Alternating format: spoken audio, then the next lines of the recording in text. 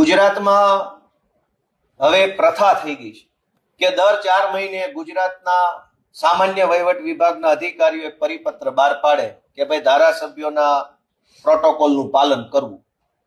મને એમ લાગે છે કે દર 4 મહિને આવો પત્ર કેમ બહાર પાડવો પડે? હજુ હમણાં થોડાક મહિના પહેલા જ મુખ્યમંત્રીશ્રીએ પરિપત્ર બહાર પાડ્યો હતો કે દરેક અધિકારીઓએ ધારાસભ્યોના ફોન ઉઠાવવા.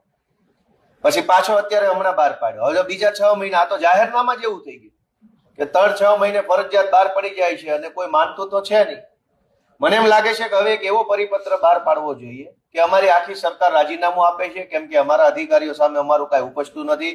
હું તો કાગળિયા લખી થાકી, અધિકારી તારા મનમાં નથી, માટે હવે અમે તમારે નારાજ થઈને આખી સરકાર રાજીનામું આપે છે, એવી એક જાહેરાત કરી દે એટલે ઘીના ઠામમાં ઘી, તેલના ઠામમાં તેલ પડી જાય. રોજ ઉઠી શું કકડાટ કરવાનો?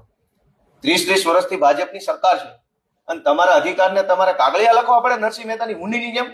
એ ભાઈ અમારો ફોન ઉપાડજો, એ ભાઈ સાહેબ, બાપા, એ કલેક્ટર કાકા, અમારા ધારાસભ્ય ફોન ઉપાડો ને પ્લીઝ, અંકલ, એડિશનલ કાકા, કમિશનર, સીપી, નાયબ સચિવ શ્રી, પ્લીઝ પ્લીઝ પ્લીઝ. આવું કરવું પડે ગુજરાતમાં? ધારાસભ્ય એટલે, અને એ સત્તા પક્ષના, અમે તો વિપક્ષના છીએ, અમારે પ્લીઝ પ્લીઝ ભાઈ સાહેબ, બાપા, સર કરવું પડે. અમે વિપક્ષમાં છીએ. ભાજપ વાળા કલેક્ટરો ટાંટિયા ચાલવા પડે, મામલતદારો પગે લાગવું પડે.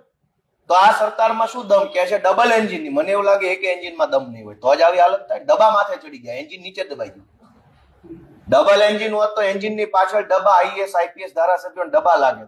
એના બદલે ડબ્બો આગળ થઈ ગયો, એન્જિન પાછળ થઈ ગયું. એનો અર્થ શું થયો? કે ડબ્બો માથે ચડી ગયો, એન્જિન ખરાબ થઈ ગયું. હવે આમાં અમારે શું બોલવાનું વિપક્ષ તરીકે?